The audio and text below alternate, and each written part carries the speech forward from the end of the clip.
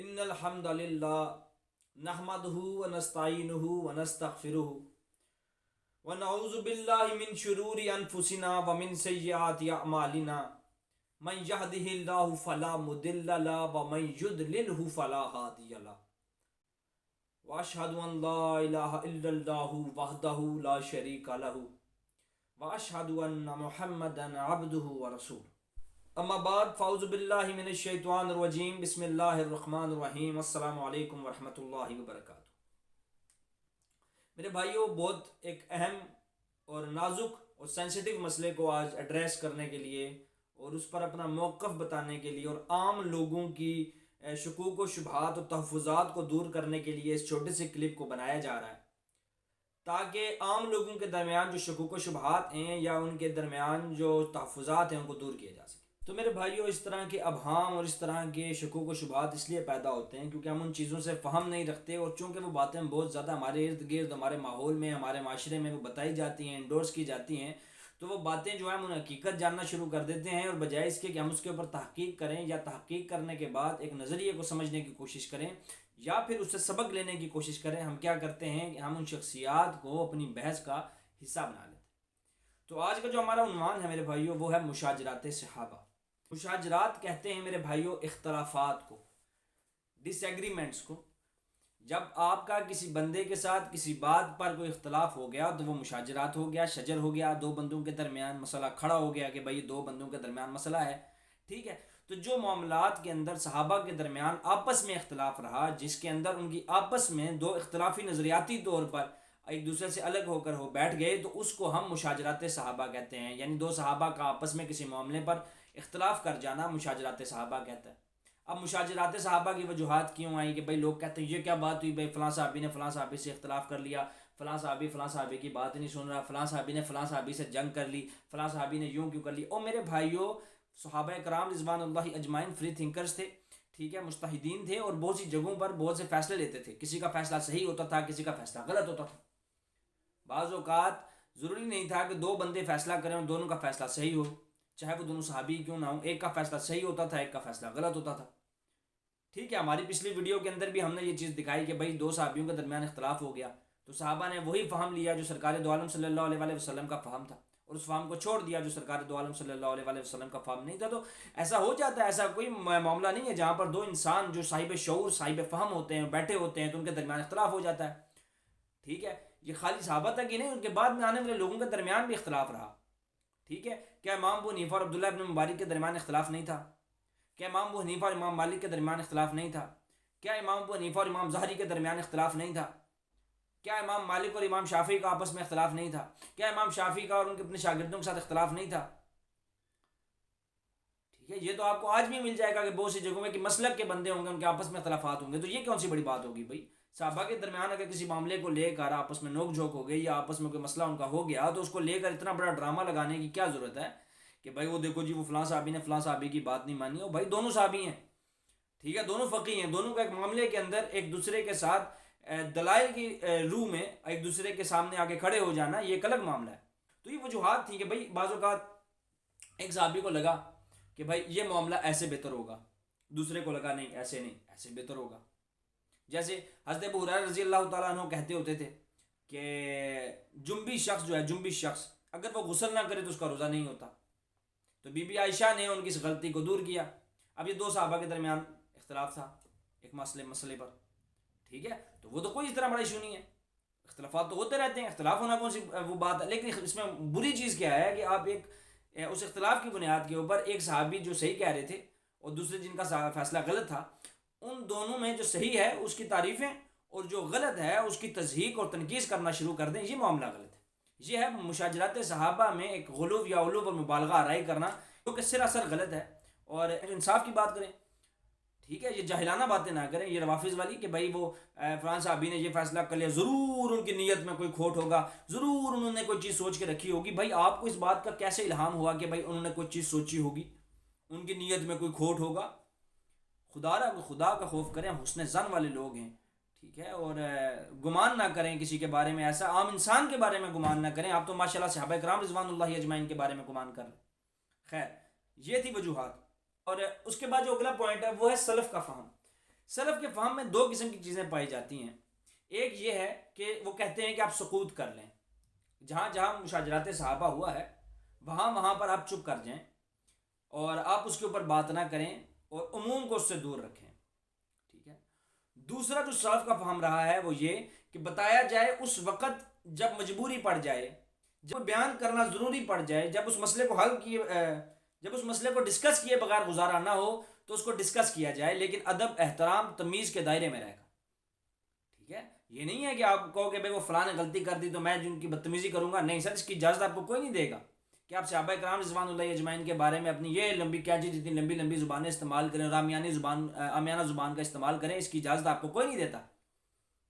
ٹھیک ہو گیا نا بھائی. مشاجرات صحابہ کے اندر اگر آپ کو مشاجرات صحابہ سلف کا فہم ہے کہ اگر آپ ڈسکس کرنا بھی پڑے، ٹھیک ہے، تو آپ اس کو بڑی احتیاط اور ادب کے ساتھ اس کو ڈسکس کریں گے. جیسے خلافت اور ملوکیت کے اندر مولانا مودودی نے عین الہدایہ کے اندر اس معاملے کو ڈسکس کیا گیا لیکن ادب کے دائرے میں رہ کر. ٹھیک ہے. پھر اس کے بعد احیاء العلوم کے اندر اس کو ڈسکس کیا گیا لیکن ادب کے دائرے میں رہ کر. ٹھیک ہے. حالانکہ ان کتابوں میں اس کا کوئی کام تھا ہی نہیں اس واقعے کو ڈسکس کرنے کا، لیکن اس کا مقصد یہ تھا کہ عام بندے کو اس بات کی نالج ہو جائے کہ اس معاملے میں اس وقت ہوا کیا تھا، تاکہ روافظ کے جتنے بھی جال ہیں ان سے عام عوام کو بچایا جا سکے. علم کی بنیاد تک اس کو حاصل کرنا، سکھانا اور بتانا اور پوچھنا جائز ہے، لیکن تنقید کرنے کے لیے اور تضحیق بنانے کے لیے اس کی کوئی اجازت نہیں ہے کہ آپ گلی کے نکڑوں پہ کھڑے ہو کر، چوکوں چوراہوں میں کھڑے ہو کر، سگریٹ لگا کر، نائی کی دکان پہ بیٹھ کے، ٹھیلوں پہ بیٹھ کے آپ لوگ بیٹھ کے وہاں پہ صحابہ کی غلطیاں گن رہے ہیں. نعوذ باللہ من ذالک. آپ کی اوقات کیا ہے؟ آپ کی وقت کیا ہے کہ آپ کھڑے ہو کر صحابہ کرام رضوان اللہ اجمعین کے بارے میں بات کر رہے ہیں کہ بھائی وہ صحابی ٹھیک ہیں، وہ صحابی غلط ہیں. ایک پارٹی کھڑی ہے وہ اس طرح کی غلطیاں نکالنے میں لگی ہے، دوسری کھڑی ہے وہ امیر معاویہ رضی اللہ عنہ کی غلطیاں نکالنے میں کھڑی ہے. وہ بھائی ہو کون؟ چاہتے کیا ہو؟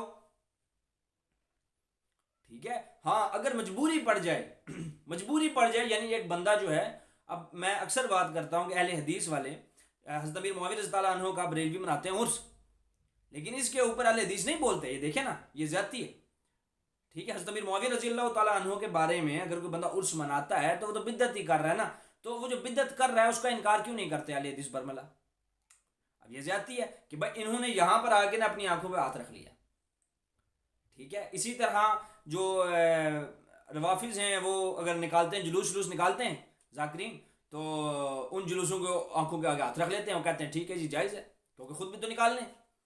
ٹھیک ہے. تو یہ کام نہیں کرنا ہے کہ بھائی کبھی ادھر منہ چھپا لیا کبھی ادھر منہ چھپا لیا، ایسے نہیں چلے گا. ٹھیک ہے نا بھائی. سلف کا یہی فہم ہے. جہاں تک مسئلہ ہے کہ سکوت کے معنی کیا ہے، سکوت کے معنی میں نے ابھی آپ کو سمجھایا کہ گلی کے نکڑ پہ کھڑے ہو کے، چوک اور چوراہے پہ کھڑے ہو کر. ٹھیک ہے. مجھے ایک بات بتائیں کہ ایک بچہ جس کی عمر 15-16 سال کے قریب ہو، وہ بچہ جو ہے، جس بچے کو قرآن کے فہم کا اندازہ نہیں ہے، جس بچے کو حدیث کے فہم کا اندازہ نہیں ہے، جس بچے کو حدیث کی کلاسیفیکیشنز کا اندازہ نہیں ہے، جس بچے کو یہ نہیں پتا کہ بھائی لٹریچر انالیسس کیا ہوتا ہے، اگر ایک سینٹینس ہے اس کی کمپائلیشن کیا ہوتی ہے، عربی میں محاورے کیا ہوتے ہیں، اردو میں محاورے کیا ہوتے ہیں، وہ تمام کے لٹرل معنی لے کر ایک فہم سمجھ کر صحابہ پہ تنقید کرنے کا حق کیسے ملے گا اس کو کہ وہ بات کرتا رہے؟ سکوت سے مراد یہ ہے کہ جب تک آپ کے پاس ڈیفینیٹ علم نہ آ جائے، جب تک آپ کو پتہ نہ چل جائے کہ بھائی اصل میں وہاں پر کیا واقعہ ہوا تھا، اس وقت تک آپ خاموش رہیں. اور خاموش ہونے کے بعد جب آپ کو سارا علم حاصل ہو جائے تو پھر آپ بھلائی کی بات کریں، پھر آپ بہتر بات کریں، پھر ایک اچھی بات بتائیں لوگوں کو صحابہ سے بدظن نہیں کریں. ہاں اگر کسی صحابی سے کوئی غلطی ہو جائے تو وہ بتا دیں بھائی انہوں نے غلط فیصلہ لیا تھا، لیکن اس کا یہ مطلب نہیں ہے کہ آپ کو تضحیق کرنے کا، تنقید کرنے کا لائسنس مل گیا، آپ جو منہ میں آیا آپ صحابہ کے خلاف زبان درازی کرتے پھریں. یہ بات قابل قبول نہیں ہے کسی طرح سے، نہ سلف کے فہم میں، ٹھیک ہے، نہ قرآن اور حدیث کی روشنی میں یہ بات قابل قبول ہو سکتی ہے کہ آپ لوگ صحابہ کے بارے میں زبان درازی کرتے رہیں اور آپ کی باتوں کو برداشت کیا جائے. ایسا نہیں ہوگا. آپ کا علمی رد کیا جائے گا ویسے ہی جیسے باقیوں کا ہوتا رہے. اب وہ لوگ جو لوگ اسپیشلی ویڈیوز اس لیے بنا رہے ہیں کہ بھائی جان وہ انجینئر محمد علی مرزا ایکسپوزڈ یوٹیوب کے اوپر جو ہے وہ کلپس پہ کلپس چڑھ رہے ہیں اور انجینئر محمد علی مرزا. اب جو کانسیپٹ انجینئر محمد علی مرزا کا ہے وہ یہ ہے، اچھا اب ایک معاملہ چھڑ گیا، ایک بندے نے عرس منایا حضرت امیر معاویہ رضی اللہ تعالیٰ عنہ کا، تو انجینئر نے اس کو جواب دینے کے لیے کلپ بنایا، پھر انہوں نے کلپ بنایا، پھر انہوں نے کلپ بنایا، پھر انہوں نے کلپ بنایا، اور یہ کام چلتا رہا دو پاسی.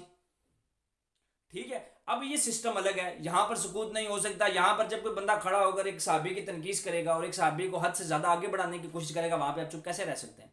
تو وہاں پر آپ کو حق بات بتانی پڑے گی. ولا تلبسوا الحق بالباطل، حق اور باطل کو آپس میں نہ ملاؤ. یہ سینیریو الگ ہے. ٹھیک ہے، جس میں انجینئر محمد علی مرزا صاحب ٹیکل کرتے ہیں. اور وہ لوگ جو انجینئر محمد علی مرزا کی اس بات کو سلف کے سکوت کے ساتھ ملاتے ہیں وہ یہ ہے کہ سلف کا سکوت تب تک ہے جب تک، ٹھیک ہے، اس مسئلے کو چھیڑا نہ جائے یا اس مسئلے کو سر عام بیان نہ کرنا شروع کر دیا جائے، اس وقت تک اس معاملے پر سکوت ہے. ہم نہیں بولیں گے گلی کے نکڑ پہ، چوک چوراہوں پہ حضرت امیر معاویہ رضی اللہ عنہ کی جو ان سے مسٹیکس ہوئی ان کو ڈسکس کریں. ہم اس کو صحیح نہیں سمجھتے کہ امیر معاویہ رضی اللہ عنہ کی غلطیوں کو ڈسکس کیا جائے، وہ اجتہادی خطائی ہے، اللہ اور ان کا معاملہ ہے، اللہ جانے اور وہ جانے، ہمارا کوئی لینا دینا نہیں ہے. ٹھیک ہے، لیکن اگر کوئی بندہ کھڑا ہو کے کہے کہ حضرت علی رضی اللہ تعالیٰ عنہ کی خلافت حق نہیں تھی، تو پھر ہم تو کتابوں میں سے حوالے دیں گے نا، ہم تو بتائیں گے نا کہ حضرت علی کی خلافت حق تھی کہ نہیں تھی. تو یہاں پر بھی سکوت نہیں ہوگا، یہاں پر حق بات بیان کی جائے گی، لیکن ادب احترام کے دائرے میں رہ کر، عزت کے دائرے میں رہ کر، صحابی کو صحابی کا مقام دے کر بات ہوگی، ورنہ بات نہیں، بدتمیزی کے ساتھ بات نہیں ہو سکتی.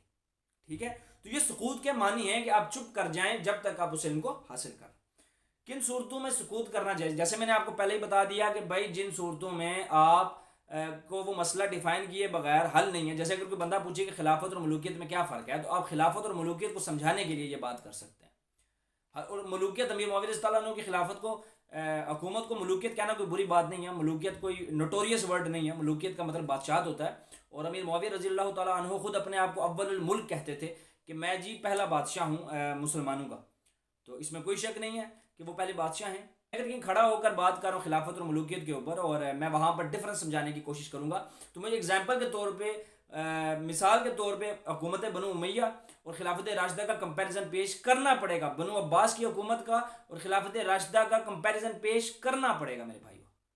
تو وہاں پر پیش کیا جا سکتا ہے، مباحثوں کے اندر، مخاصموں کے اندر پیش کیا جا سکتا ہے، مناظروں کے اندر پیش کیا جا سکتا ہے، ایجوکیشن پرپسز کے تحت فہم کو بیان کیا جا سکتا ہے. لیکن گلی کے نکڑوں پر، چوکوں پر، چوراہوں پہ کھڑے ہو کر، فیس بک کی، انسٹاگرام کی سٹوریاں لگا کر، فیس بک کے اوپر اپنی ویڈیو کے چھوٹے چھوٹے کلپس بنا کر یہ کرنا بھی سکوت کے منافی جاتا ہے کہ آپ سکوت کے خلاف ورزی کر رہے ہیں. سکوت کا مطلب یہ ہے کہ نہ یوں کہو تو نہ وہ کہو، ٹھیک ہے نا، نہ اچھا کہو نہ برا کہو، کو اللہ جانے اور وہ جانے. لیکن اگر آپ ان دونوں میں سے کسی ایک چیز کو بھی پکڑ کے بیٹھ جائیں گے تو سکوت کا وعدہ ٹوٹ جائے گا اور بھلائی بیان کرنی ہوگی. اور بھلائی برا بیان کرنے سے مراد یہ نہیں ہے کہ آپ حق بات کو چھپا کر جھوٹی روایات کو پیش کر کے بھلائی بیان کریں، نہیں، صحیح روایات کو پیش کرنا پڑے گا، لیکن وہ بھی تب جب ان کو بیان کرنے کی ضرورت پڑے گی، ورنہ اس مسئلے کو چھیڑنا ہی نہیں ہے تاکہ عام بندوں کے لوگوں میں شکوک و شبہات پیدا ہوں کہ یار یہ کون تھا، کیا معاملہ ہوا، کیسے معاملہ ہوا. جیسے میں ایک جگہ کھڑا ہو جاؤں اور ایک بندے کو اس معاملے میں پتہ ہی کچھ نہیں اور میں جا کے اس کو بتانا شروع کر دوں کہ حضرت علی نے یوں کیا، امیر معاویہ نے یوں کیا، عمار بن یاسر نے یوں کیا، ٹھیک ہے، عبداللہ ابن مسعود نے یوں کیا، تو اب وہ بندے کو پتہ ہی نہیں ہے. ٹھیک ہے نا، تو یہاں پر اس معاملے کی حد تک ہوتا ہے کہ آپ سکوت رکھیں اور عام بندوں میں غلط فہمیاں اور ابہام نہ پھیلائیں، ان کی تربیت کریں، ان کو سکھائیں. اس کے بعد جو سوالات انسٹاگرام پر میرے سے پوچھے گئے تھے وہ تھا کہ کیا یزید پر لان تان کرنا صحیح ہے اور مسئلہ کربلا کے مسئلے کو زیر بحث لایا جا سکتا ہے؟ میرے بھائی، لان تان تو کسی طرح بھی جائز نہیں ہے اسلام میں، کسی طرح بھی جائز نہیں ہے کہ ہم کھڑے ہو کر لوگوں کے اوپر لانتے کرتے پھریں. ٹھیک ہے، لیکن یزید جیسا جو بندہ ہے اس بندے کو آپ نے اس بندے کا علمی رد کرنا ہے اور اس بندے کی حقیقت لوگوں کے سامنے آشکار کرنی ہے کہ اس بندے نے کتنا ظلم کیا ہے اور اس بندے نے کتنے بڑے بڑے صحابہ کے ساتھ، ایون امام حسین علیہ السلام کے ساتھ جو ظلم کیا ہے اس کو آپ نے لوگوں کے سامنے آشکار کرنا ہے تاکہ لوگوں کے سامنے اس کی حقیقت واضح ہو جائے. آپ کا کام صرف ایکسپوز کرنا اس بندے کو تاکہ اس بندے کی حقیقت سامنے آئے اور سلف کا فہم رکھنا ہے. امام ابن جوزی نے سلف کا فہم کے اوپر ایک چھوٹا سا رسالہ بھی تحریر کیا ہوا ہے جس کے اندر انہوں نے سلف کا فہم لکھا ہے کہ بھائی جو یزید تھا، ٹھیک ہے، وہ جو تھا نا، وہ نمازی پرہیزی کوئی آدمی نہیں تھا بلکہ ایک ظالم تھا، ایک فاجر تھا. ٹھیک ہے، اور اس بندے کا دین اسلام سے کوئی تعلق نہیں ہے بلکہ اس نے الٹا دین کو نقصان ہی پہنچایا، لیکن لان تان کرنے کا حق آپ کو پھر بھی بہرحال نہیں ملتا. باقی جہاں تک کربلا کے مسئلے کو ڈسکس کرنے کا بات ہے تو وہ یہ ہے کہ بھائی آپ اس مسئلے کو ڈسکس کر سکتے ہیں اور اس مسئلے کو سمجھ سکتے ہیں، لیکن پھر وہی بات ہے کہ اہل علم لوگوں کے ساتھ بیٹھ کے اس کو ڈسکس کریں، صحیح روایات کی روشنی میں اس کو ڈسکس کریں، سلف کے فہم میں اس کو ڈسکس کریں. اور یہ جو ذاکرین اس میں کہانیاں ڈالتے ہیں اور اپنے باطل عقائد کو بیچ میں انڈورس کرنے کی کوشش کرتے ہیں، پھر چونکہ اس کے اندر وہ بھی ہوتی ہے تو اس لیے آپ کو رہنمائی کی بہرحال ضرورت باقی رہتی ہے. سکوت نہ کرنے کا انجام، سکوت نہ کرنے کا انجام یہ ہوگا میرے بھائیوں کہ فتنہ ہوگا، فتنہ ہوگا، اور فتنہ ایسا ہوگا کہ بھائی لوگ ایک دوسرے کے گریبان پکڑیں گے، لوگ ایک دوسرے کی گردنیں اتارنے کو تیار ہو جائیں گے. سکوت نہ کرنے سے فساد پھیلے گا، ہر طرف ایک بے چینی سی پھیلے گی، تو سکوت کرنا ضروری ہے. ٹھیک ہے، لیکن اس کا یہ مطلب بھی نہیں ہے کہ آپ بالکل ہی مطلب اس بارے میں ڈسکس نہ کریں، لیکن اس کو جگہ جگہ بیان کرنے سے فتنہ پھیلے گا، فساد پھیلے گا، تو یہاں پہ سکوت کرنا ضروری ہے. جیسے میں نے آپ کو بتایا کہ اس سے فتنہ فساد پھیلے گا اور اس سے آپ نے دور رہنا ہے، اور سکوت کے جو فہم جو سلف کا رہا ہے ہم نے اس کے اوپر چلنا ہے. باقی سکوت کرنا کیوں لازم ہے، اس کا کیا فائدہ ہے، میں نے ابھی بتایا. بار بار سوال ریپیٹ ہو رہے ہیں، میں بہت زیادہ سوال آئے تھے جن کے اندر زیادہ تر سوال سیم تھے، پھر بھی میں نے بیچ میں سے یوں جو ہیں وہ ڈیڈیوس کیے ہیں، لیکن پھر بھی وہی باتیں آ رہی ہیں. سکوت کرنا کیوں لازم ہے میرے بھائی، میں نے آپ کو بتایا اگر آپ نہیں کریں گے تو ایک جو سچویشن ہے وہ امبیلنس ہو جائے گی، اور امبیلنس سچویشن کو میں ہمیشہ فساد اور فتنہ ہوتا ہے، جنگیں ہوتی ہیں، دجل ہوتا ہے، لڑائیاں ہوتی ہیں، اور اس صورت میں نقصان امت کا ہوتا ہے. تو سکوت کرنا ضروری ہے، اور اس سے امت کا فائدہ یہ ہوتا ہے کہ بھائی جب امت میں وحدت آتی ہے، جب اس میں خالی اہل علم لوگ اپنی رائے رکھتے ہیں اور اہل علم لوگ ہی اس کا جواب دیتے ہیں، تو پھر ایک بہتری کی فضا قائم ہوتی ہے. ایک بندہ جو قرآن کے فہم سے محروم ہے، جو قرآن کے غریب لفاظی کو نہیں سمجھ سکتا، چاہے وہ اردو میں ہی کیوں نہ ہو، جو بندہ حدیث کے اندر موجود اصطلاحات کو نہیں سمجھ سکتا، اس کے اندر موجود جملہ بازیوں کو، لفاظیوں کو نہیں سمجھ سکتا، وہ بندہ کھڑا ہو کے حدیث میں سے کس طرح کوئی چیز اخذ کرے گا؟ ٹھیک ہے، اور وہ بھی ایسی حدیثوں میں سے جو کہ متنازع ہیں، جو کہ تاریخی ہیں، جن کے اندر واقعات تحریر ہیں، ان میں سے اچانک کیسے کر لے گا جب تک کہ اس کو وہ سینیریوز معلوم نہیں ہوں گے، شان نزول پتہ نہیں ہوگا، سبب وقوع معلوم نہیں ہوگا. میں آپ کو اگزامپل کے طور پہ بتاتا ہوں کہ اگر ایک جنگ کے واقعہ ہو، جنگ کے واقعہ میں تو آپ کو جب یہ بات آج سے 100 سال بعد کسی کو سنائی جائے گی، وہ کہیں گے وہ جہاز والے بڑے ظالم تھے جو اپنی چھاتیوں پہ بم باندھ کے ٹینکوں کے نیچے لیٹ جایا کرتے تھے. تو پھر جب آپ کو پتہ لگے گا کہ بھائی وہ جنگ کی صورتحال تھی، اگر وہ اپنی چھاتیوں پہ بم باندھ کے ٹینکوں کے نیچے نہ لیٹتے تو وہ ٹینک ان کے شہروں میں گھس کے ان کے شہروں کو تباہ و برباد کر دیتے، تو اس کے علاوہ ان کے پاس کوئی آپشن نہیں تھا. تو پھر آپ کہیں گے ہاں یہ بات صحیح ہو رہی ہے. اب آپ یہ کیسے پتہ لگا کہ یہ بات صحیح ہو رہی ہے؟ کیونکہ آپ کو اب اس کا سینیریو سمجھ آ گیا. اسی طرح احادیث کی جب تک آپ کو اسباب وقوع معلوم نہیں ہوتے، اس وقت تک اس طرح کی جتنی احادیث ہیں، ان احادیث کو پڑھنے کے بعد آپ میں ایک مسکنسیپشن پیدا ہونے کا اندیشہ ہوتا ہے. ٹھیک ہے، میں نہیں کہتا 100% چانس ہے، لیکن مسکنسیپشن پیدا ہونے کا اندیشہ ضرور بہرحال برقرار رہتا ہے. تو آپ کو ہر حدیث کو جو آپ پڑھنے لگے ہیں تو اس کے تمام تناظر کو اپنے ذہن میں رکھیں، اور اگر آپ اس سے کچھ اخذ کر بھی لیتے ہیں تو اسے اپنے تک رکھیں، اور اس وقت تک اس کو آگے نہ پھیلائیں جب تک کہ کسی اہل علم کے ساتھ اس کو ڈسکس نہ کر لیں. ٹھیک ہو گیا؟ پھر امیر معاویہ سے نفرت کرنے والے لوگ، یار اب میں نے آپ کل رات کو وائر میں بتایا تھا کہ نہ آپ کسی کے دل میں کسی کی محبت ڈال سکتے ہیں، اور نہ کسی کے دل میں کسی کی محبت نکال سکتے ہیں. جو لوگ امیر معاویہ رضی اللہ عنہ سے نفرت کرتے ہیں ان کے اختلاف کی بنیاد پر، یہ ان کی کم علمی ہے اور ظرف کی کمی کہہ سکتا ہوں کہ وہ لوگ صحابی رسول کے ساتھ نفرت کا اپنا بیہیویئر شو کر رہے ہیں صرف اس وجہ سے کہ ان سے غلطی ہوگی. ہو سکتا ہے جو لوگ اس طرح کا مظاہرہ کر رہے ہیں وہ لوگ فرشتے ہوں اور ان سے کوئی غلطیاں نہ ہوتی ہوں، اور امیر معاویہ نے چونکہ کر دی تو وہ ان کے ساتھ ایسے معاملہ کر رہے ہیں. تو میں تو ان کو صرف دعوت اصلاح دوں گا کہ میرے بھائیوں کہ اصحاب رسول جتنے بھی ہیں وہی ایک واحد تھمب ہیں، بیچ میں ایک چین ہے جن کی وجہ سے دین متین جو ہے وہ ہم تک صحیح سلامت پہنچا ہے. ہی رہے اور حالات جو ہیں وہ نازک سے نازک ہی رہے، اور کبھی بھی سکون کا سانس ان کو نہیں ملا، لیکن انہوں نے دین متین کی بات کرنا نہیں چھوڑی.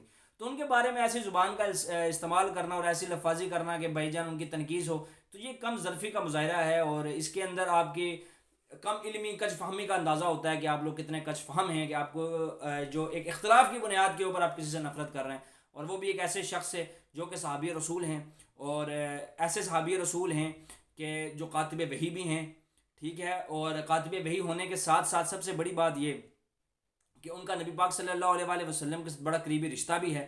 ٹھیک ہے، ان تمام چیزوں کے باوجود اگر ان سے کچھ غلطی ہو گئی ہے تو اس کو میں نہیں کہتا کہ آپ ان غلطیوں کو دفاع کریں، لیکن آپ ان غلطیوں کو ہائی لائٹ کر کے ان کی کریکٹر اسیسنیشن کرنے کی کوشش نہ کریں خدا را، اور اپنے اعلیٰ ظرف ہونے کا ثبوت دیں.